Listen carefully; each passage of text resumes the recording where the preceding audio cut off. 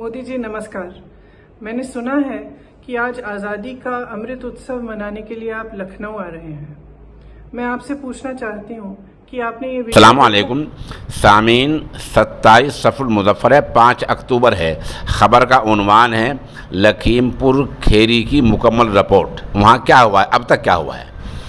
अभी जो आपने ये वीडियो देखी है, ये लखीमपुर खेरी की वही वीडियो है जिसमें एक गाड़ी, एक कार किसानों को रोनती हुई साफ दिख रही है।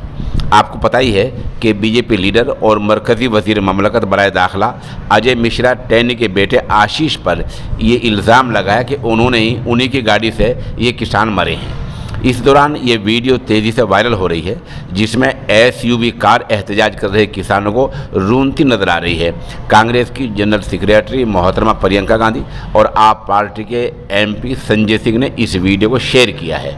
इसी कार चढ़ाने की जद में आकर 4 किसानों की मौत हुई है। फिर कहा गया कि तशद्दुद के बाद 4 और लोग मारे गए हैं, गोया 8 लोगों की मौत हो गई है। यूपी के एक वज़ीर मोहसिन रज़ा ने पूरे मामले से आंख बंद करके कहा है कि वीडियो एक साजिश है जो अपोजिशन वाले सरकार को बदनाम करने के लिए शेयर कर रहे हैं। इन 4 मरने वाले किसानों में दलजीत सिंह, गुरविंदर, लोकप्रीत और नक्षत्र सिंह शामिल हैं। इनकी उम्रें 20 से 30-35 साल के दरमियान हैं। आपको पता ही है कि किसान इतवार के दिन मरकज़ी वज़ीर अजय कुमार मिश्रा और रियासती नायब वज़ीर आला केशव प्रसाद मौर्य के दौरे के ख़िलाफ़ मुज़ाहरा कर रहे थे। दरअसल किसान मिश्रा के हाल ही में दिए गए एक बयान से खफाते नाराज़ थे।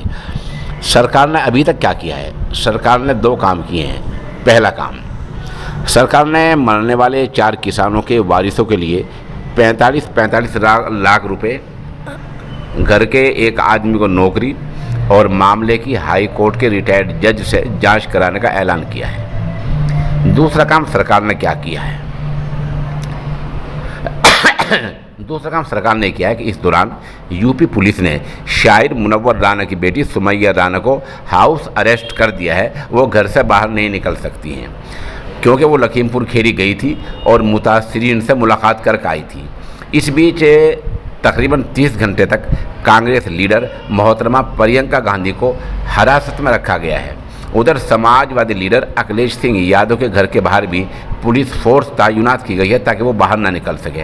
रात पंजाब के नायब वज़ीर आला को सहारनपुर में हिरासत में लेकर लखीमपुर खेरी आने से रोका गया है।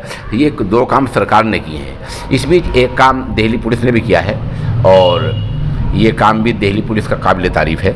दिल्ली पुलिस ने यह काम किया है कि कुछ लोग दिल्ली में यूपी भवन के सामने मुजाहरा कर रहे थे, तो दिल्ली पुलिस ने उन सब के ख़िलाफ़ रिपोर्ट दर्ज कर ली है। ये काम दिल्ली पुलिस ने है, ये भी बहरहाल काबिल तारीफ़ काम है दिल्ली पुलिस का। इस दौरान वहाँ एक चूँकि सहाफ़ी का इंतकाल भी हुआ था, तो सहाफ़ी रमन कश्यप के वालिद राम दुलारे ने मीडिया के सामने कहा कि उनके बेटे की मौत भी कार की जद में आकर हुई है, उन्हें मुआवजा दिलाया जाए क्योंकि बेटे के बदन पर लाठी डंडों कोई निशान नहीं है बल्कि घसीटने के निशानात हैं।